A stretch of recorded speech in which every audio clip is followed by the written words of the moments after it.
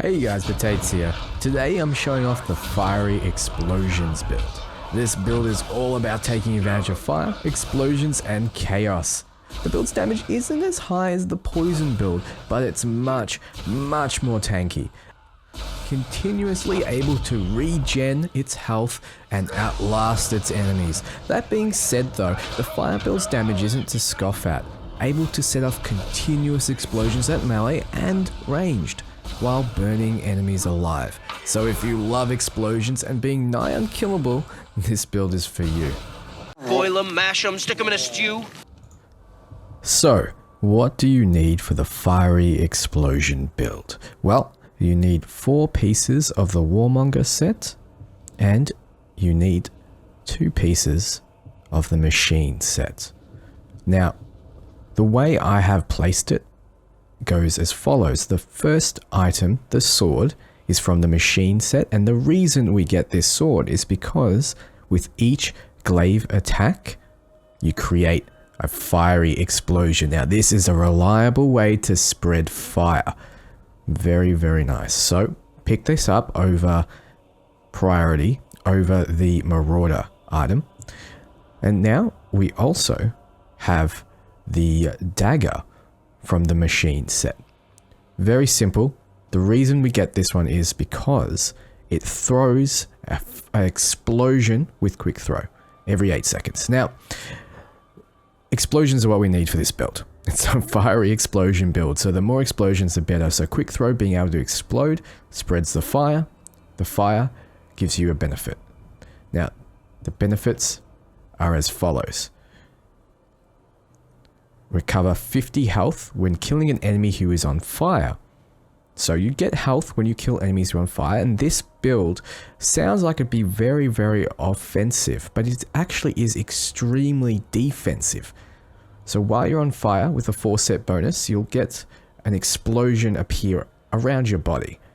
And that explosion spreads the fire to other enemies. Those enemies might spread the fire to you, and if you are on fire, as you can see with this item here, recover 10 health per second while on fire. Same with this, and same with this. So you'll be gaining back 30 health per second while on fire. And that's how this combo works. So we'll be using Call Followers to summon in Sappers. Sappers explode and spread fire as well. And this is actually the easiest way to set yourself on fire and then start propagating the 4-set bonus where you periodically explode. Also, when you're on fire, you actually regen more health than you lose from being on fire. So having these items here from the Marauder makes it so you start regenerating health consistently and your enemies start losing it. This build in itself is much more defensive than the Poisonous Balefire build that I've also posted on my channel. This build itself, I would say like 50% offense and 100% defense. Now, another reason why it's defense is because this cloak gives you 40% less damage from ranged attacks, and that is quite a lot of resistance. Now, let's continue with what the set does. Now, you can summon in Sappers instead of regular Iron Guard, which is very useful, like I just stated before. With the hammer that you get from the Marauder set, it throws a explosive fiery explosion around the target, and now this once again starts fire, spreads the fire. If you kill an orc with this, you'll get that 50 health back, which is quite a bit. And then we have the chest piece. This is the main reason why your critical hits will matter later on. It's because 25% chance your crits will light them on fire as well, and we want to keep that fire going. It's all about the fire. Recover 10 health per second while on fire. We need that. With the cloak, recover 10 health per second while on fire. Once again, we need that. Once again, we definitely need the 40% less damage from range. That is amazing. That is a great resistance to range. There, you don't have to worry about archers or hunters really getting through your defenses at that point. So you can focus more on the really annoying classes like the defender and the Ologs. So, the ring. Recover 10 health per second. The increased damage done by Auric allies is not really that important with this build, but the 10 health per second is great. Now, the runes we get. There's a reason for these runes. First off, with the regular swings, it's best to use that to get health back. It is possible to put on a red gem here, a warrior gem, and that would give you a bit more damage with your swords, but we've supplemented the damage in other ways. Now, 10% health stolen is going to keep you alive. And especially in higher difficulties, this is the gem for you. If you're playing on normal or easy, I'd recommend probably putting in the warrior gem instead, but you'll notice once you take this off in Nemesis or in Brutal that's coming up very soon. And same with the dagger, I've put on a life gem, but warrior gem's just as good. At level 60, with the amount of damage you can do with your daggers, you can kill an Olog right outright with a stealth attack. So you don't really need extra damage on your stealth, and a little bit extra health when you sneak away at low health will really help. So put that on there, or you can put the warrior, it really doesn't matter. Now, when it comes to your ranged weapon, you want flat damage on that. You have limited ammo, you can't spam it for health back. This is really just to burst down enemies that are not invulnerable to it. So that's the main reason for picking this up. And then on your chest piece, instead of putting a life gem on to give you health, you put on a warrior gem. Now, normally I would say health, but there is a reason why you avoid bumping your health up by a percentage. And the reason is all of the health regen you get is a flat number. It's 10 health per second, not 10% health per second. 10 health per second.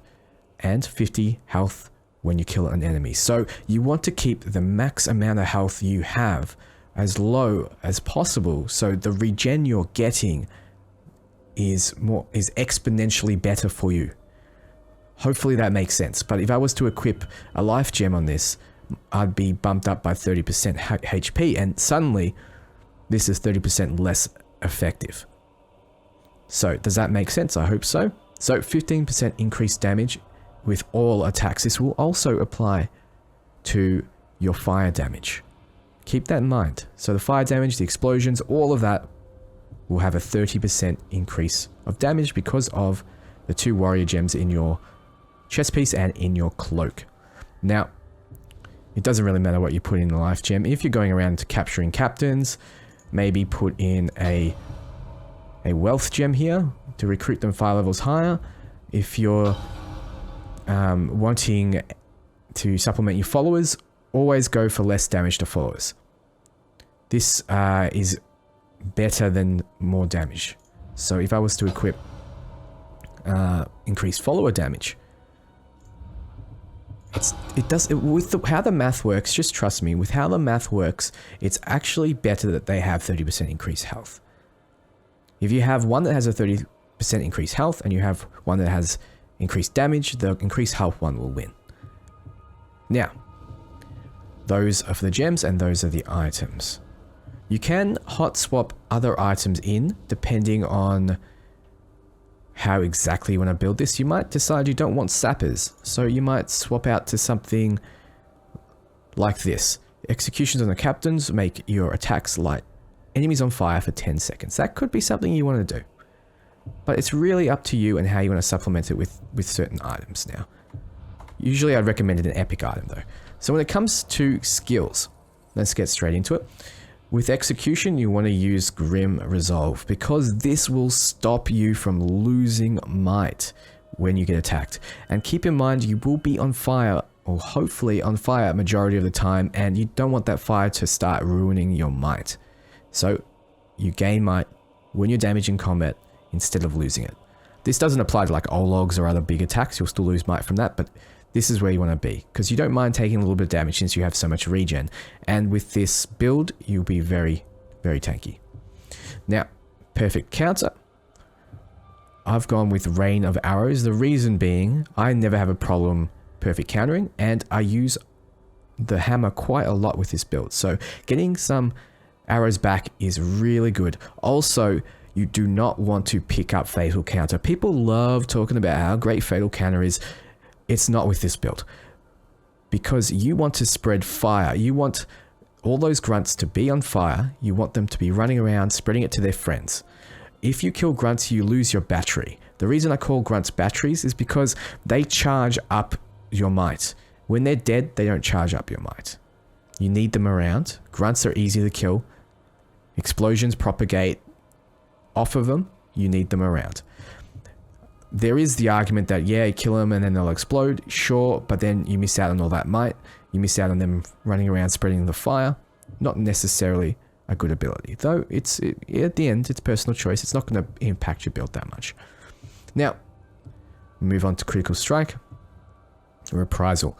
When your health is reduced. I like that over these. Elven Precision, if you're really good at timing your attacks, might be the way to go. But since this build kind of skirts the line of taking damage, taking fire damage, and getting hit from other orcs, this is okay. Now, Ground Finisher, I've gone with Ground Drain. Gives you a way to get health back easily in the middle of a fight. You could go with Fury if you find yourself needing a bit more might. Brutal Aggression, Ceaseless Might every time. Never pick this up. Ceaseless Might gives you more chances to use your executions, because one execution when you have a full 2 bars will only deplete 1 bar. Then you can get off another, instead of depleting the full thing. Okay, now Retaliation. In most cases you get Adamant, especially on higher difficulties. Adamant will give you a last chance attempt, and with the new difficulty coming up, this will actually give you a last chance attempt, since Brutal difficulty has none. So this is the way to go.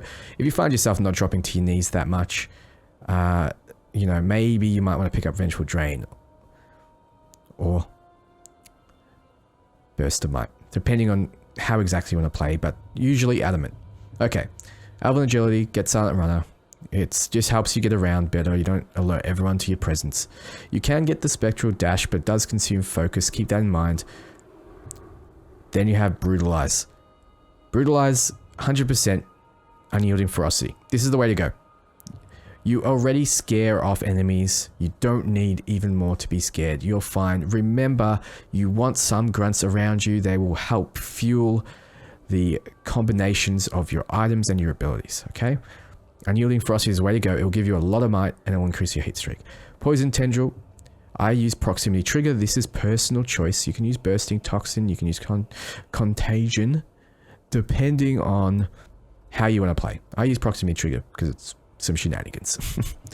Wraith Chain. First Wraith Chain skill consumes no focus. That will mean you can get off 5 or 6 instead of 4, I believe. Monster Hunter, I've never had to use this. Monsters are fairly easy to deal with. You can just stealth, you can just brand them, sorry, not stealth them.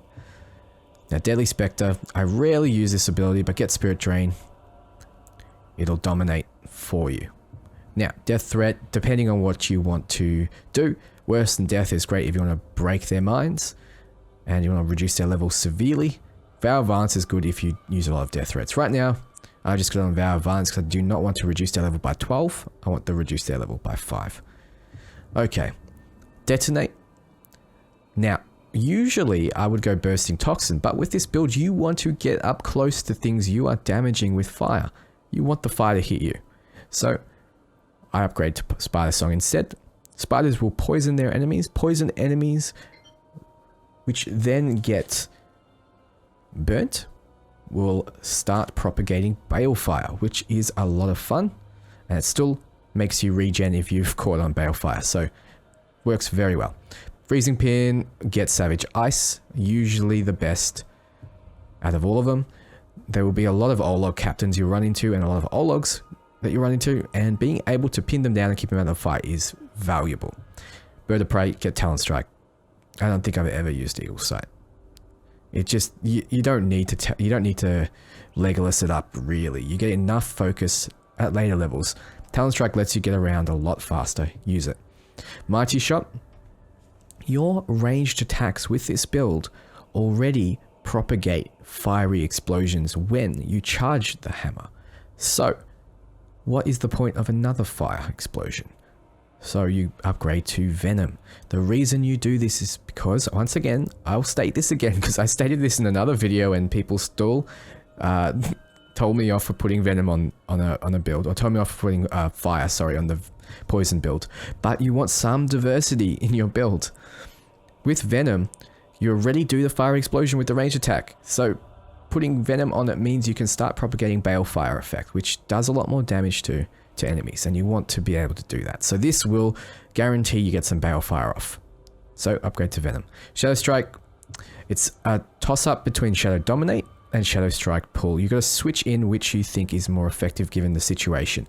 If there's a captain that's not immune to range and you can isolate them, then do so with Shadow Strike Pull and take them out alone. Shadow Dominate is great for getting around, getting some health back. Now, Brace of Daggers, because when we throw Brace of Daggers, it puts off a fire explosion every 8 seconds. We want those fire explosions to propagate to all of these, so this will spread the explosion out. Usually, Rain of Blaze is the best, in most cases with most builds. Swift Barrage is okay if you want to isolate a target, but Rain of Blades is the way to go. Now, Elven Light, get Cleansing Blaze. It's a fire build. This will propagate the fire easily when you have Might. It'll start fire on the ground as well. You can walk through that, which should set you off, and then you can start doing those fiery explosions being on fire. Cleansing Blaze is the way to go. Now, Ice Storm, Frostbite.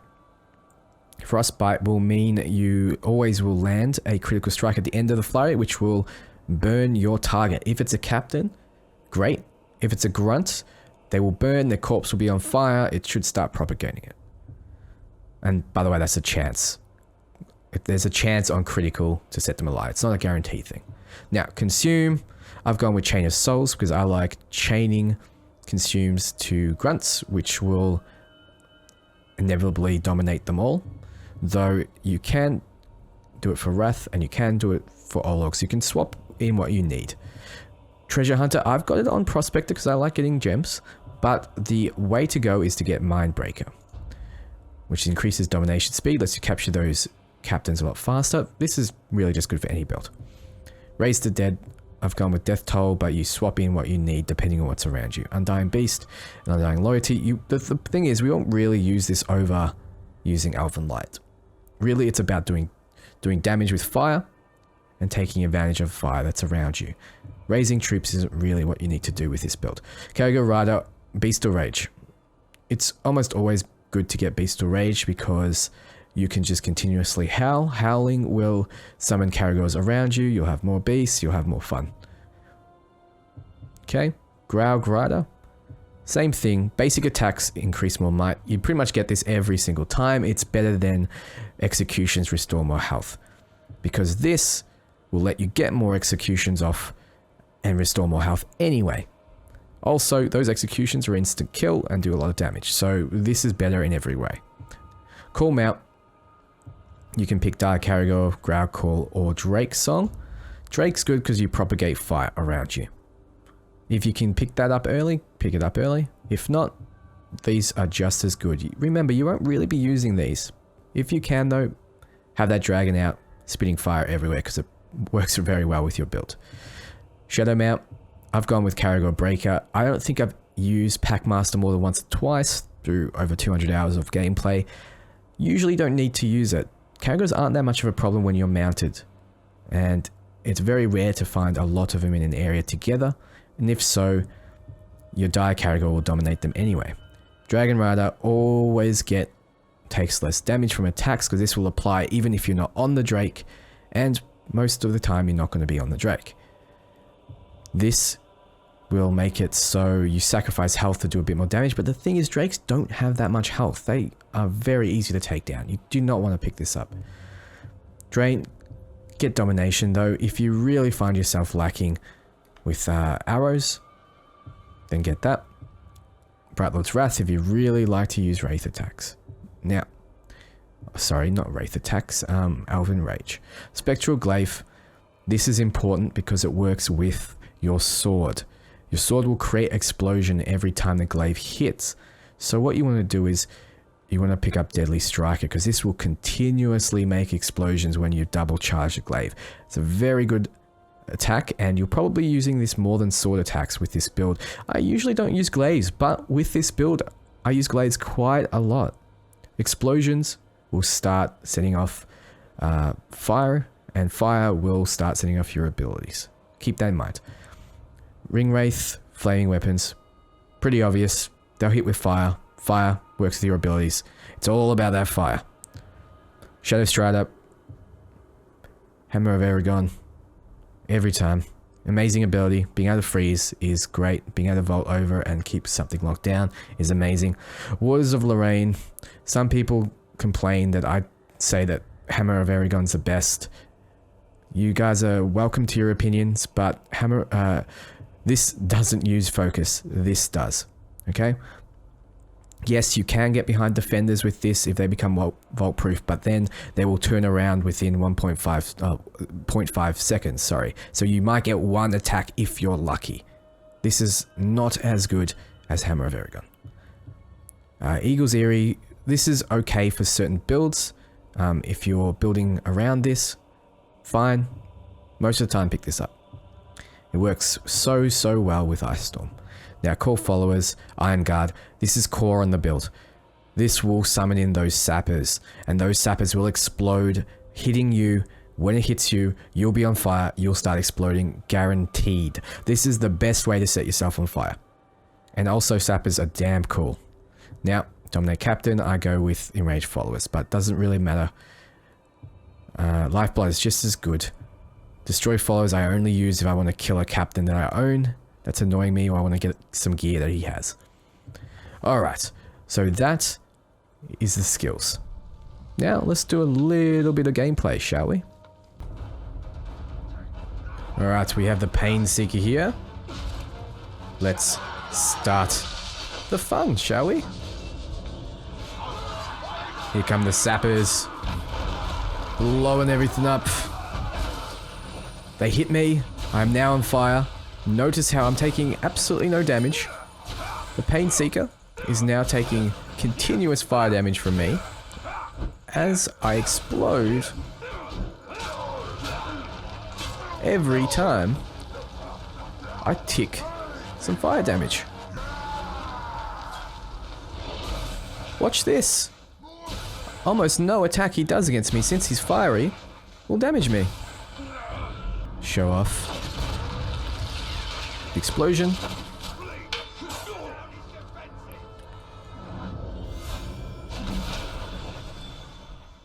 There it is, and we'll do some fire damage.